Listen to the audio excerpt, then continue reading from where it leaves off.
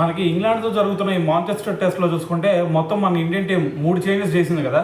So దాంట్లో ఆకాష్ దీప్ ఒకడు, నితీష్ కుమార్ రెడ్డి, అలాగే కరుణ్ నాయర్. అయితే మరి ఇదంతా పక్కన పెడితే ఇప్పుడు చాలా మందిలో ఒక డిస్కషన్ నడుస్తూ ఉంది. అదేంది, కరుణ్ నాయర్నే కాకుండా కెప్టెన్ శుభ్మన్ గిల్ని తీసి పక్కన పెడితే బాగుండేది అని చెప్పేసి చాలామంది మాట్లాడుతున్నారు. ఎందుకంటే అతను ఫస్ట్ 2 టెస్టుల్లో చూసుకుంటే ఏకంగా 3 సెంచరీలు చేశాడు. సో అప్పుడు యూజ్ చేసిన పిచ్లు ఏంది, ఫ్లాట్ పిచ్లో, అంటే బ్యాటింగ్కి బాగా అనుకూలతే. సో కాబట్టి ఆడ 3 సెంచరీలు కొట్టాడు. సో దాని తర్వాత ఇప్పుడు ప్రజెంట్ మూడు ఇన్నింగ్స్లో చూసుకుంటే, ఇది థర్డ్ టెస్ట్లో 2 ఇన్నింగ్స్, ఇప్పుడు ఫోర్త్ టెస్ట్లో 1 ఇన్నింగ్స్లో చూసుకుంటే అతను కేవలం 34 రన్స్ మాత్రమే చేయగలిగాడు 3 ఇన్నింగ్స్లో. అయితే మరి ఇంకో పక్క మనకి కరుణ్ నాయర్ చూసుకుంటే ఇదే 3 ఇన్నింగ్స్లో అతను ఏకంగా 54 రన్స్ చేశాడు. అంటే ఇది 54 రన్స్ అంటే ఇది ఒక మరీ అంత మంచి పర్ఫార్మెన్స్ ఏం కాదు. సో పేలో పర్ఫార్మెన్సే. కాకపోతే ఇక్కడ శుభ్మన్ గిల్ ఇంకా తక్కువ కొట్టాడు కదా.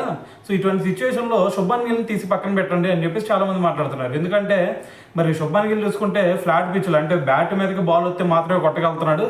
లేదు కొంచెం బాల్ బౌన్స్ అయినా కానీ, స్వింగ్ అయినా కానీ సో మరి పెవిలియన్కి పరిగెత్తడానికి ముందుంటాడు. సో అందుకని చెప్పేసి శుభ్మన్ గిల్ని పక్కన పెట్టేసి కరుణ్ నాయర్నే లోపల దించండి అని చెప్పి సో చాలామంది అయితే విమర్శిస్తూ ఉన్నారనమాట.